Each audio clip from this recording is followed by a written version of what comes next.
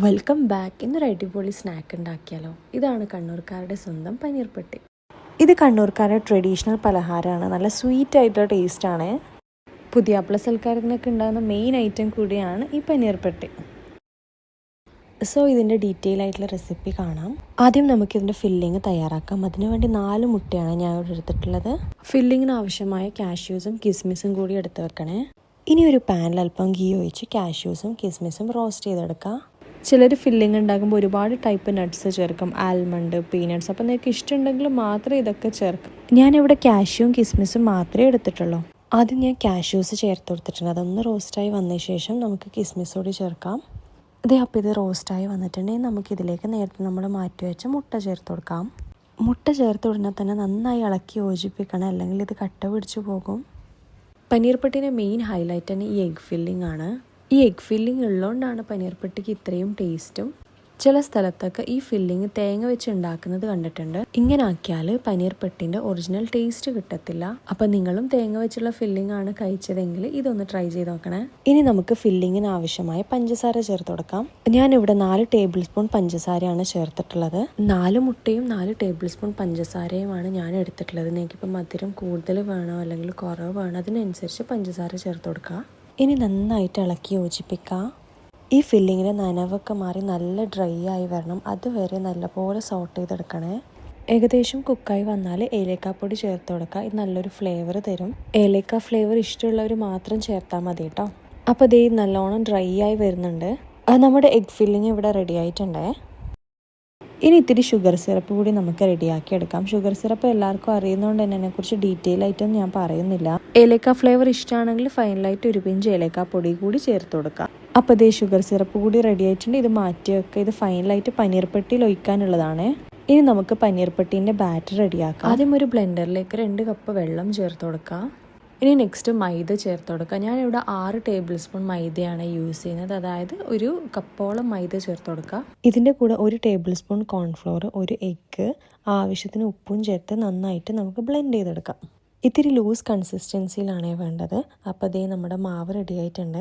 ദേ കണ്ടില്ലേ, ഈ ഒരു കൺസിസ്റ്റൻസിയിലാണ് വേണ്ടത്. ഇനി ഒരു ഫ്രൈ പാൻ വെച്ച് ചൂടായതിന് ശേഷം അതിൽ ഓയിൽ ബ്രഷ് ചെയ്ത് കൊടുക്കാം. ശേഷം ഈ ബാറ്റർ ഓരോന്നായിട്ട് ഒഴിച്ചെടുക്കണം. ബാറ്റർ ഒഴിച്ചതിന് ശേഷം ഇങ്ങനെ നന്നായിട്ടൊന്ന് കറക്കിയെടുക്കുക. അപ്പോൾ ഈ ബാറ്റർ എല്ലാ ഭാഗത്തും എത്തും. നമ്മൾ ഈ ബാറ്റർ ലൂസ് കൺസിസ്റ്റൻസിയിലാക്കിയത് തന്നെ നമുക്ക് തിന്നായിട്ടുള്ള ഷീറ്റ് കിട്ടാൻ വേണ്ടിയാണ്. ഇത് കുക്കായി കഴിഞ്ഞാൽ ഈ പാനിൻ്റെ സൈഡ് നോക്കി ഇതിങ്ങനെ ഇളകി വരും. ആ ഒരു സമയത്ത് നമുക്കിത് പാനിൽ നിന്ന് മാറ്റാം. ഈ ഒരു പ്രൊസീജിയർ കണ്ടിന്യൂ ചെയ്യാൻ നമുക്ക് ഓരോ ദോശയും ഇതേപോലെ ഒഴിച്ചെടുക്കാം. ഇതുപോലെ ഒന്ന് കറക്കിയെടുത്താൽ എല്ലാ ഭാഗവും ഫില്ലായിട്ട് കിട്ടും. റെഡിയായ ദോശ ഞാൻ പ്ലേറ്റിലേക്ക് മാറ്റിയിട്ടുണ്ട്. ഇതിനകത്ത് നമുക്ക് ഫില്ലിങ് വെച്ച് കൊടുക്കാം. ഫില്ലിങ് വെച്ചൊന്ന് പരത്തി കൊടുക്കാം. നമുക്ക് ഈ ഫില്ലിങ് ഈ ദോശ ഉപയോഗിച്ച് കവർ ചെയ്തെടുക്കാനുള്ളതാണ്. അപ്പോൾ നമ്മൾ ഫില്ലിങ് വെച്ച് ഈ 4 ഭാഗത്തുനിന്നും ഇതൊന്ന് കവർ ചെയ്തെടുക്കാം. ഇത്രയേ ഉള്ളൂ. വളരെ സിമ്പിളാണ്. പനീർ പട്ടി ഇതേ റെഡി ആയിട്ടുണ്ട്. ഇങ്ങനെയും ഇത് കഴിക്കാം, പക്ഷെ ഞാൻ ഇത് ലെയർ ചെയ്ത് കൊടുക്കുന്നുണ്ട്. അപ്പോൾ ഇനി ലെയറിങ് പ്രോസസ്സ് വേണം. അതിന് വേണ്ടി ഞാനിവിടെ ഒരു ദോശ എടുത്തിട്ടുണ്ട്. അതിനകത്തും കൂടി ഫില്ലിങ് വെച്ച് കൊടുത്തു. ഇനി ഇതിൻ്റെ അകത്ത് നമ്മൾ നേരത്തെ ഉണ്ടാക്കി വെച്ച പനീർ പട്ടി ഉണ്ടല്ലോ, ആദ്യം ഉണ്ടാക്കി വെച്ച അതുകൂടി വെച്ച് കൊടുക്കാം. അതിനുശേഷം ഇത് മടക്കിയെടുക്കുക. ഇങ്ങനെ ഉണ്ടാക്കിയാൽ നമുക്ക് കുറച്ച് ലെയേഴ്സായിട്ട് കിട്ടും.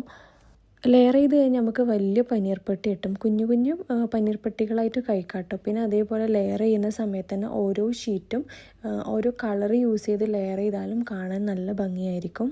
ഇനി ഞാനിത് ഇതേ ഒരു പ്ലേറ്റിലേക്ക് മാറ്റുന്നുണ്ട്. നമ്മൾ മടക്കിയ ഭാഗം അടിയിലാവുന്ന രീതിയിൽ വെച്ച് കൊടുക്കണേ. അപ്പോൾ ഇതേ പനീർ പട്ടി റെഡി ആയിട്ടുണ്ട്.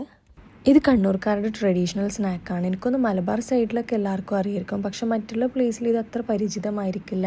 ഇത് ഷുഗർ സിറപ്പ് ഒഴിച്ചിട്ടാണ് കഴിക്കുക. ഇപ്പം മധുരം വേണ്ടാത്തവർക്കാണെങ്കിൽ ഷുഗർ സിറപ്പ് സ്കിപ്പ് ചെയ്യാം കേട്ടോ.